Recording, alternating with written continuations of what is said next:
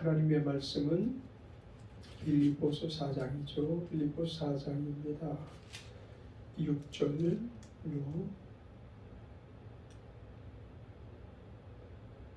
9절까지입니다. 6절로 9절까지 읽겠습니다. 아무것도 염려하지 말고 모든 일에 기도와 간구로 너희 구할 것을 감사함으로 하나님께 아뢰라. 그리하면 모든 지각에 뛰어난 하나님의 평강이 그리스도 예수 안에서 너희 마음과 생각을 지키시리라. 정말로 형제들아, 무엇에든지 참되며 무엇에든지 경건하며 무엇에든지 오르며 무엇에든지 정결하며 무엇에든지 사랑할 만하며 무엇에든지 칭찬할 만하며 무슨 덕이 있든지 무슨 기림이 있든지 이것들을 생각하라. 너희는 내게 배우고 받고 듣고 본 바를 행하라. 그리하면 평강의 하나님이 너희와 함께 계시리라. 아멘.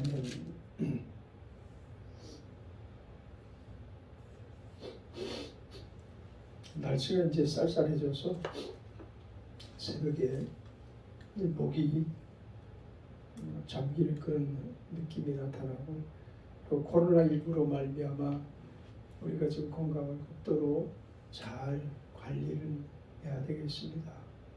아침 공기를 가급적이면 안 쐬는 게 좋겠고, 우리는 비대면으로 예배를 드리기 때문에 또 이 방송을 보시는 분이나 들으시는 분, 그리고 우리 가족들 모두가 다 건강관리 잘 하시기를 바랍니다. 자, 오늘 우리가 봉독한 말씀을 통해서 평강의 하나님이 너희와 함께 계시리라 라는 제목으로 잠시의 말씀을 전하기를 원합니다. 평강의 하나님이 너희와 함께 계시리라. 이 말씀은 정말 우리에게는 소망이 되는 말씀이요, 또 어느 때든지 어느 순간이든지 잊어서는 안 되는 말씀이라고 믿습니다. 평강의 하나님이 너희와 함께 계시리라. 네, 이 말씀을 늘 기억하면서 오늘 한 날도 승리하시는 하루가 되기를 바랍니다.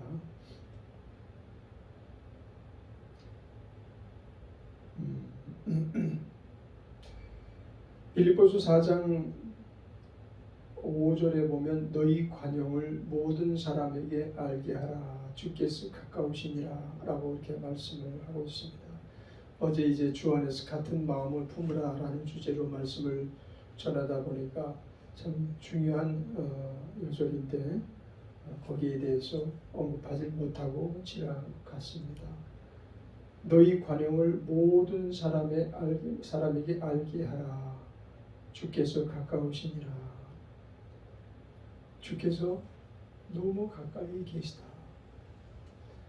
이 말씀은 사실은 굉장히 성경 안에서 죄를 이루는 아주 중요한 의미를 담고 있죠. 주께서 가까우시다. 이것을 인지하고 사는 사람과 이것을 인지하지 못하고 사는 사람의 삶의 모습은 아주 정반대의 삶을 살아갈 수도 있겠다라는 그렇게 의미를 부여할 수 있는 말씀입니다. 주님께서 가까이 계시다라는 것을 아주 늘 그 마음에 각인하고 사는 사람들 그 삶은 의심할 바가 없죠. 그가 어떻게 주님 가까이 계시다는 것을 알면서 허튼 짓을 할 수 있겠어요. 가문이설과 같은 말로 사람들을 속이면서 살 수 있겠으며, 또 자기의 어떤 목적을 달성하기 위해서 무슨 짓이라도 할 수 있겠느냐. 술 취하고 호랑방탕하면서 살 수 없을 것이고, 또 사람들에게 이것저것 도적질 해가면서 살아가는 그런 모습도 결코 그에게 나타날 수 없는, 정말로 주님 가까이 계신 것을 느끼면서 살아가는 그리스도인이라고 한다면 정말 바람직한 그 삶의 모습을 그 안에서 발견할 수 있을 거거든요. 어찌 보면 이 문제에서 우리가 많이 실수를 하죠. 이 문제에서 많이 우리들의 모습이 일탈된 모습이 나타날 수밖에 없는 건데, 그래서 이제 첫 번째 단락 너희 관용을 모든 사람에게 알게 하라라는 내용도 우리 관용을 모든 사람이 나타내게 할 수 있는 중요한 동기도 바로 주께서 가까이 계시다라는 것을 알고 있는 사람에게서 아주 직접적으로 설명할 필요도 없이 저 사람은 왜 저렇게 사느냐라고 말할 필요도 없이 당연한 듯이 관용을 베풀며 살지 않겠습니까? 그죠? 우리가 주께서 우리에게 관용을 베풀어 주셔서 얼마만큼 우리의 삶이 변화되었으며 우리가 어떻게 그 삶이 전과 후가 달라졌는지 우리는 누구 앞에서도 말할 요인들을 많이 갖고 살아가고 있습니다. 이걸 흔히 사람들은 주를 만나기 전의 삶, 주를 만난 후의 삶을 말할 때 간증한다 이렇게도 얘기하잖아요. 우리 그리스도인들은 누구나 다 간증거리가 있어요.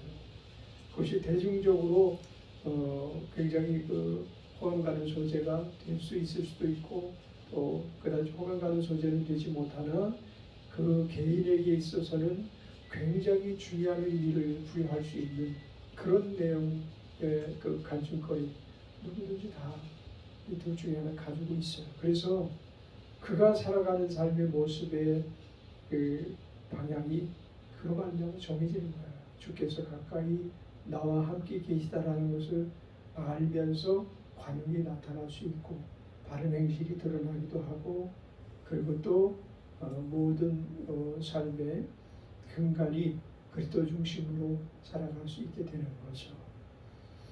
어저께 그 역사적인 기록을 담은 어떤 영상을 하나 봤는데 400년 전에 한 부인의 그 묘를 이장을 하게 되었어요.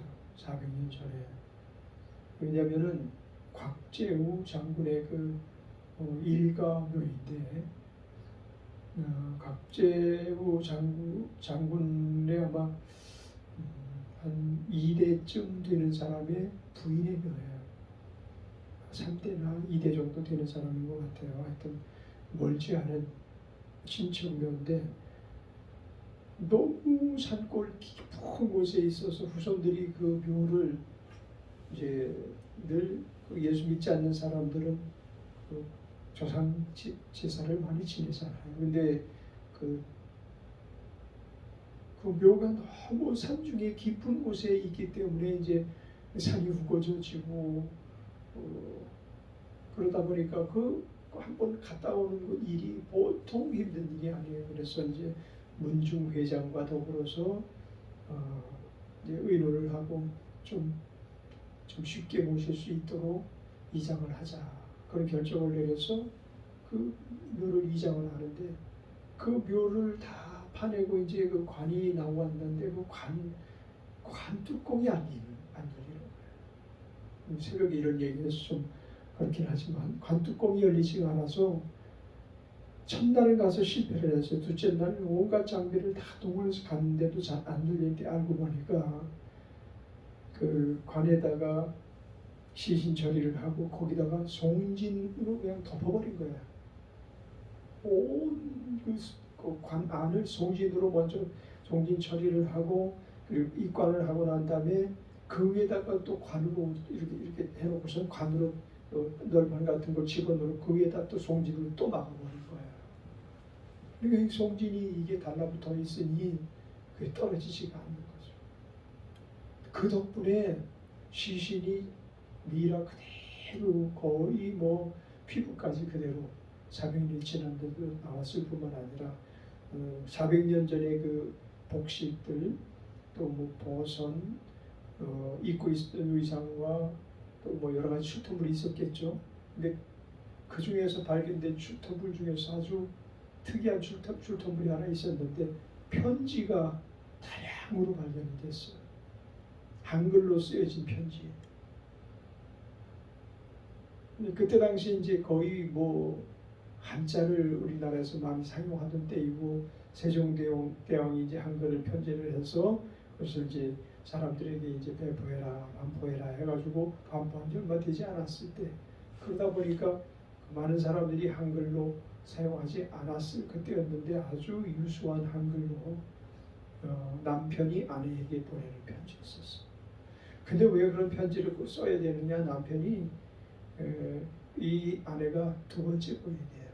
첫 번째 부인은 사별하고 얼마 오래 살지 못하고 사별하고 그때 뭐 30대에 돌아가신 것도 그냥 보통 문제 아니었었잖아요.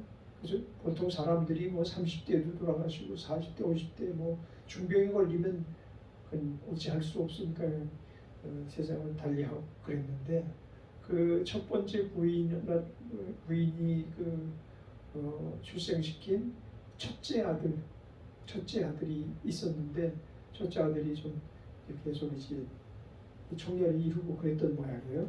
그런데 둘째 아들 하씨 부인이라고 그 둘째 부인을 얻어서 그쪽에서 이제 아이들이 막 출산을 다산을 했어요. 다산을 하고 그러니까 이 곽 씨가 이쪽에 이제 신경을 많이 쓰다 보니까 이제 이 자식들 간에 어떤 그 알력이 생긴 거죠. 첫째 적자라고 그러죠. 적자가 불편해하니까 그 아버지가 그것이 이제 마음에 안쓰러우니까 그 둘째 부인과 그 자녀들을 조금 먼 곳에 이렇게 띄워놓고 이제 이중 생활을 한 거죠. 이중 생활을 하고 거기서 가서 이제 생활하다가 또 이쪽으로 생활하다가 너무 그리워하는 거예요. 부인은 너무 애틋하게 여기고 너무 사랑해가지고 계속 편지를 보내는 거예요. 그래서 날씨 조심해라, 건강 조심해라. 왜냐하면 첫 번째 분이 잃었으니까. 그리고 자녀들에게는 꼭 한글로 교육을 시키는 일에 좀 애써달라 이런 내용의 편지를 많이 보냈더라고요. 그리고 장모님이 이제 그 한글에 아주 능통했던 분인가 봐요. 장모님에게 늘 아이들을 맡겨서 아이들이 한글에 뒤처지지 않는 아이들로 잘 길러달라 이런 애틋한 사랑의 편지를 뭐 770통인가 700통인가 하여튼 수많은 편지를 그렇게 보냈어요. 보낸 그런 기록을 발견해서 이제 그것이 굉장히 중요한 당시의 풍습을 알 수 있고 복식 습관을 알 수 있고 또 어떤 글자를 또 그 세종대왕이 반포한 이 한글이 어떻게 그 백성들에게 전래되어졌는지 그 학자들이 연구한 결과 한글은 거의 여자분들이 전파를 하기 시작했다. 자녀들을 교육시키면서 또 그렇게 어머니가 자녀를 교육시키고 또 그 자녀가 자녀를 교육시키고 또 그 할머니가 또 돕는 그런 가운데 아이들이 그 한글을 많이 취득할 수 있게 되어서 오늘날 우리가 한글을 이렇게 유수하게 사용할 수 있는 민족이 되게 됐다. 이런 내용이에요. 왜 이 이야기를 하는가 하면 너무 그 아내를 그리워했는데 가까이 있질 못하니까 이 멀리 있는 남편이 그 마음을 전달하기 위해서 그렇게 그때 당시에 그렇게 편지를 갖다 주고받은 그런 왕래한 그런 내용이 발견됐다. 그런 영상을 하나 보았는데 우리는 우리 안에 담고 있는 것을 표현하게 돼요. 우리 안에 무엇을 담고 있는지 그것을 표현하게 되죠. 정말 아내를 사랑하면 아내를 사랑하는 것을 무엇으로라도 표현하고 또 남편을 사랑하면 남편을 사랑하는 것에 대한 무언가 표현을 하게 되잖아요. 그죠? 우리가 만약에 하나님을 사랑하게 된다면 또 그분이 나를 가까이 계시면서 나를 사랑하시고 계신 것을 느끼며 살고 있다면 그 하나님의 사랑을 늘 공급받고 사는 사람의 삶의 모습과 하나님의 사랑 거기에서 배척당해가지고 자기 혼자서 사는 사람의 삶의 모습은 다를 수밖에 없잖아요. 그러니까 너희가 주의 사랑을 많이 받고 주께서 가까우신 걸 알고 있다면 관용을 모든 사람에게 알게 하라.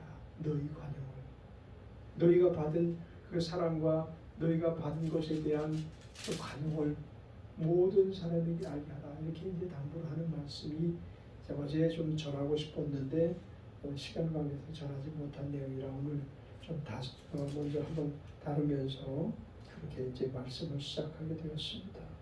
아무것도 염려하지 말고 오직 모든 일에 기도와 간구로 너희 구할 것을 감사함으로 하나님께 아뢰라. 자, 기독교인의 삶에 있어서 가장 중요한 주제 또 우리가 오늘도 보게 되는데 기도라는 주제, 기도. 그래서 아무것도 염려하지 말라는 것이 먼저 당부가 있으면 기도하기 전에 오직 모든 일에 기도와 간구로 모든 염려를 떨쳐버려야 돼. 염려하면서 기도해서는 안 되죠. 걱정하면서 기도해서는 안 되고 불안해서 기도하면 안 되고 기도는 먼저 염려의 문제를 해결할 수 있기 위해서 그가 선행적으로 계속 기도 생활을 해야 됩니다.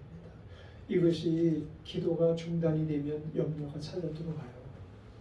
기도가 지속된 사람들에게 있어 염려를 들어올 구석이 없지만 기도를 중단하고 또 일에 바빠서 기도를 포기하거나 또 기도를 잊어버렸거나 하면 염려가 들어오면 그 염려는 하나님 앞에 감사보다는 불평, 원망을 불러올 수 있는 요인이 되죠. 그 염려라는 것 자체가 불신앙의 일종이거든요. 하나님이 나와 함께 계시다, 나와 가까이 계시다 라고 생각할 때 많은 염려가 사라져야 돼요. 하나님 가까이 계시기 때문에 뭘 걱정을 해. 염려할 필요 없어. 그렇게 모든 염려를 없이 하죠. 아주 유수한 가정에서 태어나서 아주 부잣집에서 태어나서 돈 걱정 없이 또 부모도 건강하시고 또 자녀 사랑이 특이한 그런 부모를 만나는 일들은 참 복된 일이죠. 한 가정에 태어난 자녀가 거기다가 또 크리스찬 가정이라면 더 말할 나위가 없고요. 그렇지 않더라도 크리스찬 가정이 아니더라도 아주 유수한 부모, 학식도 덕망도 있고 학식도 있고 또 지식도 있어서 세상이 뒤지지 않는 거기에다가 또 재물까지 많은 그런 가정에서 아이가 태어났다고 한다면 정말 고스란히 부모의 덕에 살아가는 인생이 될 거예요. 그 아이가 복된 삶을 살 수 있다, 또 그렇다고 해서 다 행복한 건 아니다, 그런 얘기는 아니고요. 그는 아마도 웬만한 일은 염려하거나 걱정하지 않을 거예요. 학교 가는 문제라든지 직장 구하는 문제라든지 또 대인관계하는 문제라든지 이런 데 다소한 여유가 있을 거라고. 왜냐하면 믿는 구석이 있기 때문에 그러죠. 그죠? 부모가 이런 문제 정도는 늘 해결해 주셨으니까 또 이런 문제 해결해 주시지 않겠는가라는 생각을 하지 않을 수가 없는 거예요. 당연히 어린 시절일수록 더 그렇고 나이가 들어서도 무언가 그런 부모가 늘 나와 함께 계시다라는 그 울타리가 있기 때문에 그분이 가지고 있는 재력이나 그분이 가지고 있는 그 영향력이라든지 이런 것 떠나서도 늘 그냥 흘러내려오는 것들이 있었거든요. 부모로부터. 그럼 그의 삶은 좀 여유가 있을 거예요. 아주 민초들의 삶처럼 모든 것을 자수성가해야만 이루어 나갈 수 있는 그런 각박한 세상을 사는 사람들보다는 여유가 있지 않겠어요. 그런데 우리가 믿음 안에서 생활하면서 이 귀한 것을 놓친다니까요. 하나님이 우리와 함께 계시다는 것과 하나님이 우리와 가까이 계시다는 것과 하나님이 우리를 돌보신다는 것과 하나님은 전능하셔서 무엇이든지 못하실 것이 없으 사람으로는 할 수 없다. 하나님은 능히 하시느니라 라고 하신 말씀처럼 그 하나님께서 우리의 아버지가 되시고 그 하나님의 은혜 안에 살면서 염려 걱정한다는 것은 무언가 문제가 발생한 거죠. 그 문제 중에 문제가 뭐냐면 그분과의 소통이 끊어진 거예요. 하나님은 영이시기 때문에 물론 우리의 모든 것을 다 꿰뚫어 보시고 아셔서 우리가 기도하는 것보다 더 많은 부분을 그분이 이루어 주시고 계셔요. 아마 우리 모두는 우리가 기도한 내용보다는 하나님께서 많이 알아서 스스로 해결해 주신 일들이 많음을 고백하지 않을 수가 없을 거예요. 누구를 막론하고 신앙이 깊은 사람이나 신앙이 얕은 사람이나, 아니 오히려 신앙이 얕은 사람들, 그냥 막 믿기 시작한 사람들은 아버지라고 한마디만 해도 하나님께서 감동하셔서 아마 더 많은 부분을 해주셨을지도 몰라요. 그때는 우리가 이거 하나님이 해주셨다라고 기억하지 못하는 많은 일들을 가지고 있겠죠. 그런 내용들. 그러면 이와 같이 하나님이 가까이 계시다고 하면서 무엇을 우리가 힘써야 되겠어요? 그분과 소통, 그분과 대화, 그분께 내 심정을 고백하고 그분께 나의 불편한 부분들을 아뢰고 그분께 알아서 해주세요. 이럴 정도가 돼서는 안 되잖아요. 하나님, 이런 부분이 지금 제게는 다급한데 이런 부분 하나님께서 해결해 주셔야 될 것 같습니다. 또 그런가 하면 감사의 기도가 있잖아요. 그런 일들을 이루어 주시기 때문에 이건 뭘로 소통을 해야 돼요? 이웃에게 얼마를 좀 이렇게 막 물질을 도와주는 이런 문제, 관용을 베푸는 이런 문제만 가지고 가능할까요? 하나님께서는 직접 고백 듣기를 원하시죠. 그래서 연인들 간에 아주 필수적으로 꼭 필요로 하는 게 뭐예요?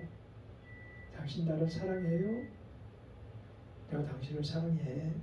이런 고백을 듣고 싶어 하잖아요. 그죠? 부부간에 처음에 만났을 때 그런 고백들을 할 때 사실은 점점 더 가까워지는 걸 느끼는 거예요. 그 고백을 들으면서. 그러면 이제 그 고백을 듣지 않아도 이분이 나와 굉장히 밀접하고 가까이 계시다라는 것을 알게 되듯이 우리가 하나님께서도 나와 함께 계시고 가까이 계시다라는 것을 느낀다면 그분과 소통을 해야 되는데 그 소통의 제1 주제가 기도라는 주제예요. 기도를 통해서 하나님 감사합니다. 하나님 사랑합니다. 아시죠? 내가 하나님 사랑하는 것 아시죠? 하나님이 저를 사랑하시는 것 제가 너무나 많은 부분을 깨닫고 지금 있는데요. 알지 못하는 부분이 더 많은 것이 죄송해요. 하나님께서 저를 돌봐주신 내용들은 어찌다 말로 다 표현할 수가 있겠어요. 이 부분들을 표현할 수 없는 게 너무나 죄송해요. 그렇지만 하나님은 저를 사랑하시고 저도 또한 하나님을 사랑하고 또 더 사랑하기를 원합니다. 이런 대화가 오가는 소통이 이루어진다고 한다면 하나님께서 얼마나 우리를 향한 지고지순하신 사랑으로 우리를 돌봐주시겠냐고. 그 말씀에 대해서 그리하면 하고 이제 바울은 무엇으로 하나님이 우리에게 나타내시는가 하면 모든 지각에 뛰어난 하나님의 평강이 그리스도 예수 안에서 너희 마음과 생각을 지키시리라. 무릇 지킬 만한 것보다 내 마음을 지키라. 이에서 생명이 나누리라. 하나님께서 우리에게 가장 귀하게 여기시는 게 뭐냐면 마음을 견고하게 붙들고 살아가는 거예요. 지키고 살아가는 거예요. 마음을 지킨다는 말의 의미 중에서 세상에 잡다한 것에 이것저것 그저 빠져서 사는 사람들이 있죠. 친구들하고 퇴근하고 나서 술 한잔하고 흥청망청 그날 살아왔던 것 피곤한 것을 술로 풀자 해가면서 이런저런 쓸데없는 말 막 해가면서 또 그러다가 보면 서로 다툼도 일어나고 분쟁도 일어나고 불의를 저지르기도 하고 또 거기다가 또 불륜도 저지르기도 하고 이게 다 어디서부터 비롯되는가 하면 마음을 지키지 못하기 때문인 거예요. 아내를 향해서 마음을 지키고 남편을 향해서 마음을 지키고 자녀를 부모를 향해서 마음을 지키고 이러지 못하면 모든 문제가 발생하잖아요. 우리가 하나님 안에서도 이런 문제가 발생한다니까요. 하나님께서도 우리가 하나님 가까이 계시다는 것을 알도록 우리 마음이 견고하게 지켜지기를 원하셔요. 하나님께서 우리 마음이 막 세상의 연락에 빠지는 것 결코 용납하실 수도 없으며 그런 부분에 대해서 그냥 그래 그럴 수도 있지 라고 방치해 두실 분이 절대 아니시라니까요. 그분은 우리의 마음을 지키기를 원하셔요. 8절 정말로 형제들아 무엇이든지 참되며 무엇이든지 경건하며 무엇이든지 옳으며 무엇이든지 정결하며 무엇이든지 사랑할 만하며 무엇이든지 칭찬할 만하며 무슨 독이 있든지 무슨 기림이 있든지 이것들을 생각해라. 이것이 바로 우리가 마음을 지켜야 되는 주제죠. 주제별로 쭉 언급을 해가면서 이런 것들이 지켜지지 않으면 너는 하나님 가까이서 사는 사람이 아니다. 하나님과의 관계가 너무 멀어져 있다. 이럴 수도 있는 요인들이 그 안에 발견되고 있죠. 그렇죠? 너희는 내게 배우고 바꿨든 듣고 본바를 행하라. 그리하면 평강의 하나님이 너희와 함께 계시리라. 교육받는 건 그래서 너무나 중요하죠. 이런 내용을 알고 우리가 신앙생활하는 것과 이런 내용을 알지 못하고 저 신앙은 하나님이 있는 거야 이 정도로 생각하면서 하는 것과 너무 다르다는 거예요. 그래서 기독교인들은 우리 그리스도인들은 수시로 교육을 받고 수시로 자기를 점검해야 돼요. 우리가 새벽 예배 드리면서 하나님께서 이런 내용을 알기를 원하시는구나 라는 것을 새삼 알게 되는 것도 우리에게 너무 큰 유익인 것입니다. 오늘 하나님께서 우리와 가까이 계시다는 이 가장 중요한 내용을 우리 잊지 않기를 원합니다. 그래서 거기로부터 파생되는 모든 일들이 기독교인의 삶이에요. 하나님 가까이 계시다는 것을 모르고 사는 사람은 기독교인의 삶을 살지 못하는 것입니다. 기도하겠습니다. 은혜로우신 하나님 아버지, 우린 기독인으로서 참으로 알아야 될 바를 알고 배워야 될 것을 배우고 본 것을 들은 것을 적용하면서 살아가기를 원합니다. 하나님의 사랑과 은혜 안에서 승리의 삶을 살기를 원합니다. 가까이 계신 주님의 도우심 속에서 오늘 한 날도 승리케 하여 주옵소서. 예수님의 이름으로 감사 찬양하며 기도드렸습니다. 아멘.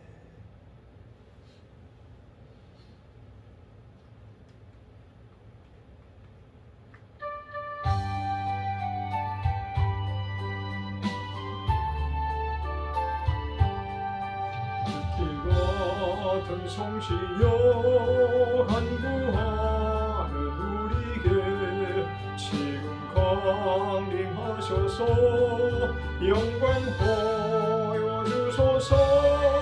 성신이 임하서 내 영혼의 소원을 만족하게 하소서. 기다리는 우리에게 불러 충만하게 없소서. 주의 제단 뿌리에 우리 몸과 영혼과 우리 가진 모든 것 지금 바치옵니다. 성신이여 힘어서 내 영혼의 소원을 만족하게 하소서. 기다리는 우리에게 불러 충만하게 없소서. 모든 것 다 바치고 비고 빈 마음에 주의 이름 위하여 성신 충만하소서. 성신이여 임하서 내 영혼의 소원을 만족하게 하소서. 기다리는 우리에게 불러 충만하게 없소서. 속하신 주께서 허락하신 성신을 믿고 간구하오니 지금 내려줍소서. 성신이여 임하서 내 영혼의 소원을 만족하게 하소서. 기다리는 우리에게 불러 충만하게 없소서.